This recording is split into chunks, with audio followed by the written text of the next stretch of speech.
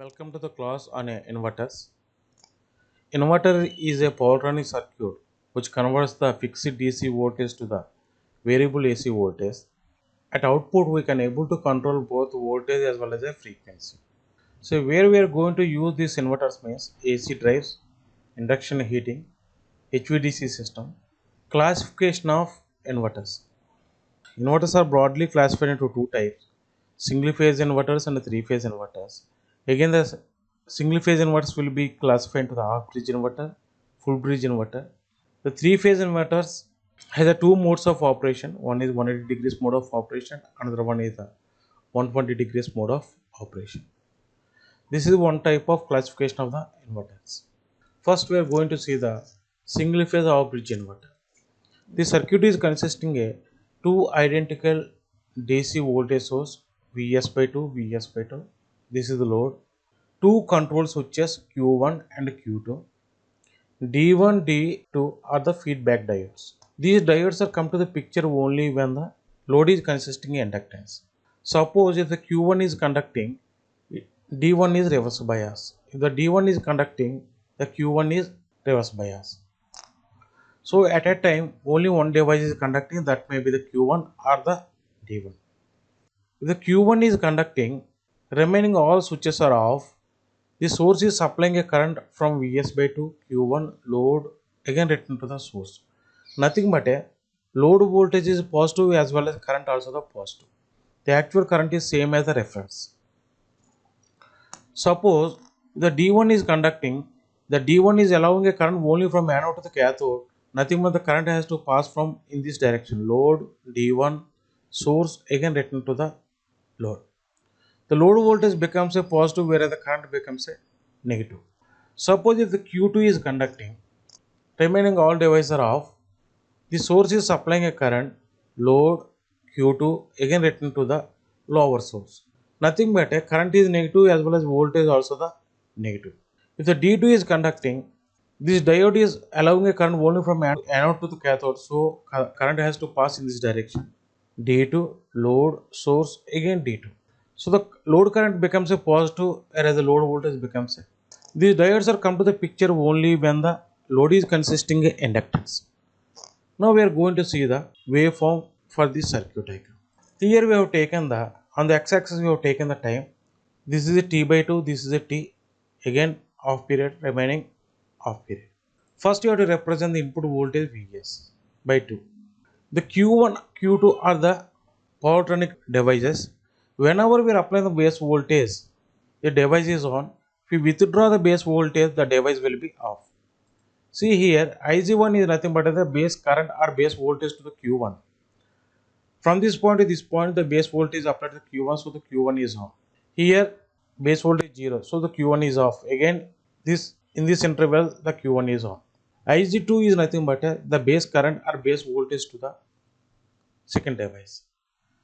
See, from T by 2 to T, the base voltage applied to the Q2. Again, in this interval, the base voltage is applied to the Q2. So the Q2 is on the respective duration. Remaining durations, the Q2 is off. Now we are going to draw the output voltage. The Q1 is on, nothing but here the base voltage applied to Q1. Q1 is on, the load voltage is positive. If Q2 is on, the load voltage becomes a negative. That is equal to here, this magnitude is nothing but a Vs by 2, this magnitude is nothing but a minus Vs by 2. Next Q1 is on, again we are getting the positive voltage. So in this manner, by onning and offing of Q1 and Q2, the load is subjected to the positive voltage and negative voltage, so that the DC voltage will be converted into the AC voltage. Suppose if the load is taken as a resistive load, if this type of voltage is applied to the resistive load, the current is in phase with the load, but the magnitude will be lesser. Suppose if you take the load as a RL load, if this type of voltage if you apply to the RL load, the current passing through the RL load becomes a triangular waveform. See here. This current lags the voltage by some angle.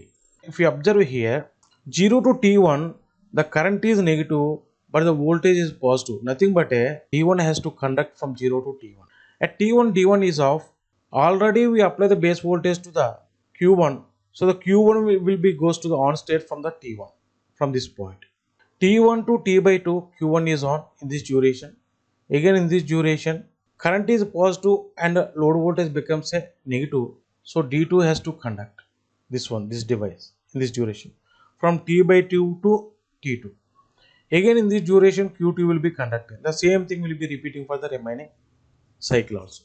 Suppose if you take the load as a RLC underdamped load, RLC underdamped is nothing but current lags the voltage, but the nature of current is the sinusoidal in this manner. Again 0 to T1, the D1 is conducting, T1 to T by 2, Q1 is conducting again from this point to this point.